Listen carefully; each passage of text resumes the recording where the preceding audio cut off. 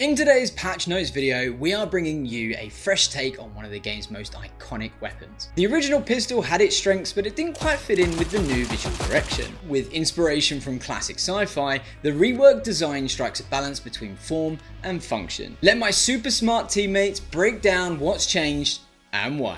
So the pistol, as it existed at the time, it had some really good elements. It didn't really fit into the new art style that we're pushing for at the moment, for more of a 80s retro vibe. I think the main inspirations for the pistol now are probably Deckard's gun from Blade Runner, maybe a bit of Robocop's gun in there as well. It just generally has a revolver vibe, even though it's more of a pistol. In design, it's like a principle where there's a really aesthetic balance of like a big shape and a smaller shape. So there are a few key sort of elements that I sort of put in there, and it's like following the 70-30 rule in design. It's like, as well as keep some of the original shapes, because it's not just a complete new redesign, it's an improvement of the previous one. There was like a bunch of specifications that we were limited to. The ammo counter and the sight had to stay in the same place as the old model. We often had to juggle effort and resources, so this was like a mix in where we sort of kept those elements from the previous gun, but with the new one completely changing the magazine from the bottom, like the shape of it. The magazine is an interesting one. We needed the magazine to be in roughly the same spot, as in actually forward of the grip, underneath the barrel. So to achieve that, the slightly different design, a sort of front hook design. There's a gun called the PP Bison where the magazine hooks on the front and then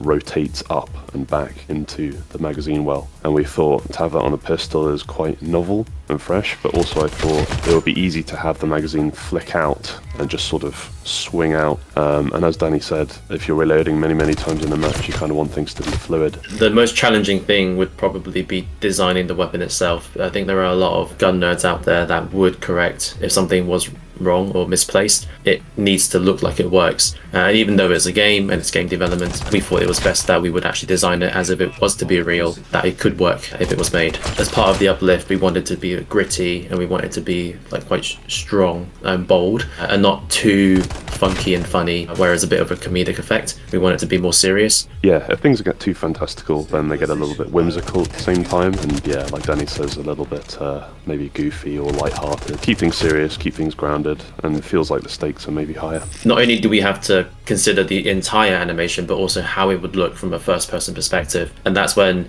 design-wise, we were trying to widen the magazine base a little bit. This nice little extrusion and intrusions for like the silhouettes of the gun. So when designing it, it was designed from the side. When you're in the game, it's sort of more of like a three-quarters perspective, and that's sort of the idea that we wanted to solve. There's animations that need to work, there's parts that need to move and not like clip into one another. So there's always challenges to overcome. It's like a puzzle to figure out at the same time as actually making the art.